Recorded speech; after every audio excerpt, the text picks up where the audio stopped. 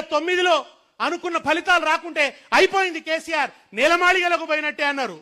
కానీ కేసీఆర్ ఒక ఫీనిక్స్ పక్షి. ఫీనిక్స్ పక్షిని చంపి కాలబెట్టినా అది మళ్ళలేస్తుంది, అది గ్రీకు పురాణాల్లో ఉంటుంది.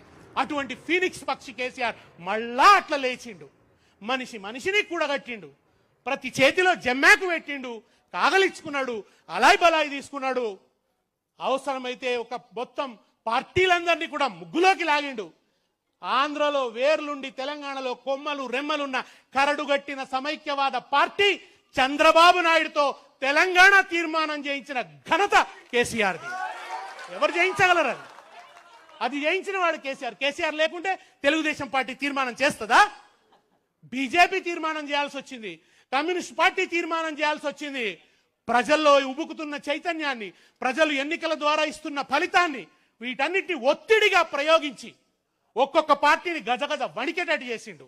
వణికితే ముగ్గులోకి దించితే తీర్మానాలు చేసి మేము తెలంగాణకు జై అంటాం, మేము తెలంగాణ. ఇవాళ మాట్లాడుతున్న వాళ్ళంతా వీళ్ళందరూ కూడా మేము కాదా తెలంగాణ ఉద్యమకారులం, ఊర్లలోకి వస్తే చెప్పులతో కొడతామన్నారు తెలంగాణ వాదులు. ఆ రోజు మీరు ఇంటి దొంగలు, మీరు ద్రోహం చేస్తున్నారు, మీరు ఊళ్ళలోకి వస్తే చెప్పులతో కొడతామన్నారు.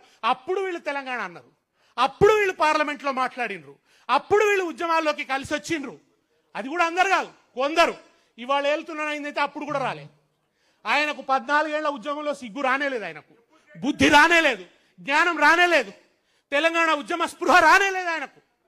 ఒక్కనాడు జయశంకర్ సరసన నిలబడలే, ఒక్కనాడు విద్యాసాగర్ రావు గారి కరచాలనం చెయ్యలే.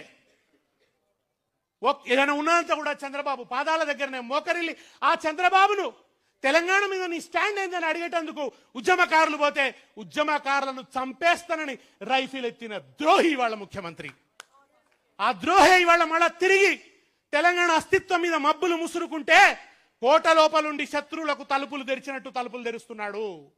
ఆ ద్రోహి వాళ్ళ విగ్రహాల పేరిట రాజకీయం చేస్తున్నాడు. ఎన్టీ రామారావు విగ్రహాలు చాలా కాలంగా తెలంగాణలో ఉన్నాయి, మనం పలకొట్టలే, మనమేం తీసేలే. కానీ ఇవాళ పెడుతుంది ఎన్టీ రామారావు విగ్రహం మాత్రమే కాదు, ఎన్టీఆర్ విగ్రహం వెనుక ప్రతిష్ఠించదలుచుకుంది చంద్రబాబు నాయుడిని. చంద్రబాబు నాయుడు ప్రతిష్ఠించడం కోసం ఆ విగ్రహాల మాటున ఇవాళ రాజకీయం నడుస్తున్నది. ఇవాళ మళ్ళా గద్దలాడుతున్నాయి తెలంగాణ మీద. కేసీఆర్ అధికారంలో లేడు అంటే మళ్ళా గద్దలు తిరుగుతున్నాయి తెలంగాణ మీద, రకరకాల గద్దలు, మళ్ళా సినిమా గద్దలు. మళ్ళా ఈ గద్దలన్నీ కూడా ఇవాళ తెలంగాణ చుట్టూ ఆడుతున్న ఈ సందర్భంలో ఈ పుష్కర తెలంగాణ మనకు కొత్త కర్తవ్యాలను ఉపదేశిస్తున్నది, మనకు కొత్త పథాన్ని నిర్దేశిస్తున్నది. మళ్ళీ మనలో పోరాట స్ఫూర్తిని రగల్చమని, మళ్ళా ఒకసారి తెలంగాణ జెండాను ఎత్తుకొని జై తెలంగాణ అని ప్రళయ గర్జన చేయమని బోధిస్తున్నది ఈ పుష్కర తెలంగాణ.